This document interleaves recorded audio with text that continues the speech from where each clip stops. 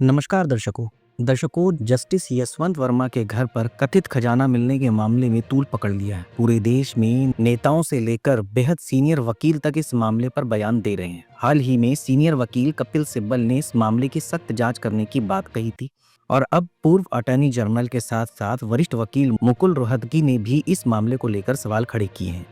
मुकुल रोहतगी ने जस्टिस यशवंत वर्मा के विवाद पर पारदर्शिता की मांग की है। उन्होंने सुप्रीम कोर्ट से मामले पर स्पष्ट जानकारी के लिए बुलेटिन जारी करने को कहा। उन्होंने घटना की जानकारी में देरी और ब्यौरों की कमी को लेकर चिंता जाहिर की। रोहतगी ने कहा, पारदर्शिता की कमी के कारण कई सवाल अनसुलझे हैं। इससे लोगों के मन में संदेह पैदा हो रहा है। यह पता चलना चाहिए कि जस्टिस वर्मा के घर पर आग लगने की सूचना किसने दी, दमकल विभाग कब पहुंचा, विभाग के प्रमुख ने पहले क्यों कहा कि कोई पैसा नहीं मिला, कितने कमरों की जांच हुई, पैसा घर के अंदर मिला या सर्वेंट क्वार्टर में मिला। सीनियर वकील ने आगे कहा कि इन सवालों के जवाब मिलने के बाद ही घटना की पूरी जानकारी मिल सकेगी। घटना की समय सीमा पर भी सवाल उठाते हुए रोहतगी ने कहा कि जब घटना 14 मार्च को हुई थी तो देश के चीफ जस्टिस को इसकी जानकारी 20 मार्च को क्यों दी गई।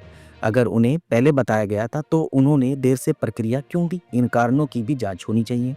रोहतगी ने और भी कई सवाल उठाए, जैसे उन्होंने पूछा कि तुरंत स्पष्टीकरण क्यों नहीं मांगा गया, दिल्ली हाई कोर्ट के चीफ जस्टिस की रिपोर्ट को सार्वजनिक क्यों नहीं किया गया। रोहतगी ने जांच पर भी सवाल उठाए। उन्होंने कहा कि क्या जांच पैसे मिलने के कारण शुरू की गई थी। उन्होंने ये भी पूछा कि पैसा किस हालत में मिला, क्या वह एक बैग में था, एक सूटकेस में था या बिस्तर के नीचे छिपा हुआ था।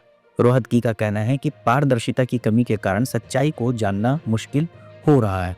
रोहतगी ने जस्टिस वर्मा के बयान को भी महत्वपूर्ण बताया। उन्होंने कहा कि दिल्ली हाई कोर्ट के चीफ जस्टिस द्वारा की गई जांच में जस्टिस वर्मा का पक्ष भी शामिल होना चाहिए। उन्होंने पूछा कि क्या ये फंसाने का मामला था या जस्टिस वर्मा ने पैसे की बात स्वीकार की थी। अगर उन्होंने स्वीकार किया तो क्या वह पैसा उनका था और उन्होंने इसके बारे में क्या स्पष्टीकरण दिया। रोहतगी ने कहा कि अगर जस्टिस वर्मा ने स्वीकार किया कि पैसा उनका है तो उन्हें केवल दूसरी जगह पर भेजना काफी नहीं होगा। उनके खिलाफ कड़ी कार्रवाई की जानी चाहिए, जैसे कि उनसे न्यायिक काम वापस ले लेना। अगर मामला साफ है तो चीफ जस्टिस ऑफ इंडिया को पुलिस की पूरी जांच करने की अनुमति देनी चाहिए। संदेह है कि सुप्रीम कोर्ट और हाई कोर्ट बिना फॉरेंसिक एक्सपर्ट की मदद के इतनी गंभीर जांच कर सकते हैं। यह कोई सामान्य जांच नहीं है जिसमें आरोपी से सिर्फ उसका पक्ष पूछा जाए। इसके अलावा इनकम टैक्स डिपार्टमेंट के कार्यरत GST customer officer Hemant Gupta बताते हैं कि किसी भी तरह की रेड में बरामद कैश ट्रेजरी में जमा होता है। इनकम टैक्स डिपार्टमेंट का भी स्टेट बैंक ऑफ इंडिया में अकाउंट होता है।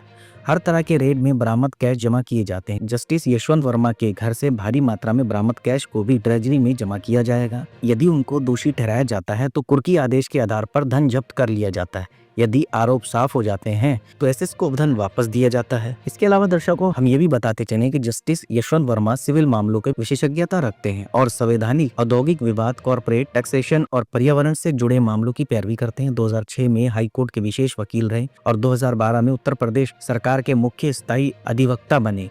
अगस्त 2013 में उन्हें वरिष्ठ अधिवक्ता का दर्जा मिला। उनका जन्म 6 जनवरी 1969 को हुआ था। उन्होंने दिल्ली यूनिवर्सिटी के हंसराज कॉलेज से बीकॉम ऑनर्स किया। फिर 1992 में रीवा यूनिवर्सिटी से कानून की पढ़ाई पूरी की। 8 अगस्त 1992 को उन्होंने बतौर वकील पंजीकरण कराया और इलाहाबाद हाई कोर्ट में वकालत शुरू की। अपने कार्यकाल के दौरान उन्होंने कई महत्वपूर्ण फैसले दिए।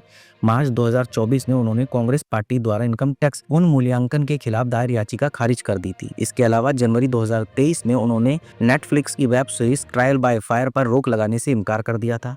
इस मामले में रियल एस्टेट कारोबारी सुशील अंसल ने कोर्ट में याचिका दाखिल की थी, जिस पर फैसला सुनाते हुए जस्टिस वर्मा ने कहा था कि अभिव्यक्ति की स्वतंत्रता को बनाए रखना जरूरी है, भले ही सरकार और न्यायालय कुछ चीजों को प्रकाशित करने के पक्ष में ना हो।